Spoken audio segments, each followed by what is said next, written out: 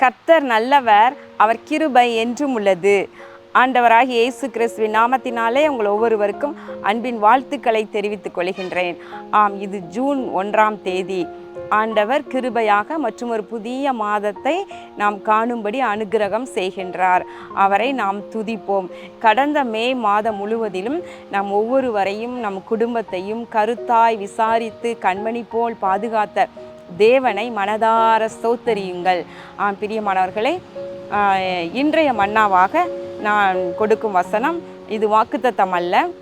இந்த மாதத்திற்கான வாக்குத்தத்த செய்தி சகோதரன் அவர்கள் நமது பிளெஸ்ஸிங் டிவி என்ற யூடியூப் சேனலில் வழங்கி இருக்கிறாங்க. அதை நீங்கள் பார்த்து கொள்ளுங்கள். இப்பொழுது இன்றைய மன்னா உபாகமம் 33வது அதிகாரம் 26வது வசனம். யெஷூரனுடைய தேவனை போல் ஒருவரும் இல்லை. அவர் உனக்கு சகாயமாய் வானங்களின் மேலும் தமது மாட்சிமையோடு ஆகாய மண்டலங்களின் மேலும் ஏறி வருகிறார். யெஷூரனுடைய தேவனை போல் ஒருவரும் இல்லை. நம்முடைய தேவனை போல ஒருவரும் இல்லை. யெஷூரன் என்றால் யாரை குறிக்கின்றது? இஸ்ரவேலரை குறிக்கின்றது. யெஷூரன் என்றால் நேர்மையுள்ள நீதியுள்ள ஜனங்கள் என்றும் ஆசீர்வதிக்கப்பட்ட ஜனங்கள் என்றும் மற்றும் பலசாலிகள் என்றும் இதற்கான அர்த்தம். பிரியமானவர்களே, இன்றைக்கு யெஷூரர்கள் யார்? தேவ ஜனமாகிய நாம் தான் யெஷூரனின் தேவனை போல. அன்றைக்கு மோசே இஸ்ரவேலரின் 12 கோத்திரங்களையும் ஆசீர்வதித்து அவர்களை குறித்த தீர்க்க தரிசனங்களை எல்லாம் சொல்லி பின்பு இந்த உபாகம் 33வது அதிகாரத்தின் கடைசியிலே இவ்விதமாய் சொல்லுகின்றார், யெஷூரனுடைய தேவனை போல ஒருவரும் இல்லை.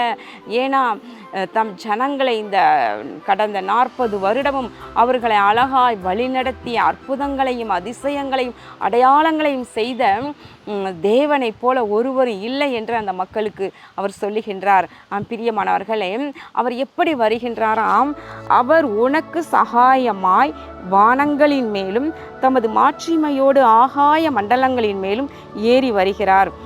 இப்படிப்பட்ட வல்லமையுள்ள தேவன் அவர் நமக்கு சகாயமாய், ஆமேன், இன்றைக்கு ஆவிக்குரிய இஸ்ரவேலராகிய தேவ ஜனத்திற்கு சகாயமாக, ஆமேன், அவர் நமக்கு சகாயம் பண்ணும்படி, நமக்கு அனுகூலம் பண்ணும்படி, நமக்கு பட்சமாக நிற்கும்படியாக, நமது சார்பாக காரியங்களை நடப்பிக்கும்படியாக அவர் வானங்களின் மேலும் தமது மாட்சிமையோடு ஆகாய மண்டலங்களின் மேலும் ஏறி வருகின்றார். ஆமேன். தேவ பிள்ளையே, உனக்கு இணையானவர்கள் ஒருவரும் இல்லை. ஆமேன். நீங்கள் நீதி உள்ளவர்களாக, நேர்மை உள்ளவர்களாக, ஆவிக்குரிய பலசாலிகளாக நீங்கள் இருப்பீர்கள். ஆனால் உங்களுக்கு இணையானவர்கள் ஒருவரும் இல்லை. நம்முடைய தேவனை போல வேறொரு தேவனும் இல்லை. அவருடைய சகாயம் கொடுப்பவராக நமக்கு இறங்கி வருகின்றார். நம்முடைய சகாயமோ வானத்தையும் பூமியையும் உண்டாக்கின கர்த்தருடைய நாமத்திலே உள்ளது என்று சங்கீதம் 124 கடைசி வசனம் சொல்லுகின்றது. இந்த ஜூன் மாதம் 1ஆம் தேதியாகிய இன்று கூட நீங்கள் சந்தோஷமாயிருங்கள், கர்த்தரை போற்றி பாடுங்கள், அவரை உயர்த்துங்கள்.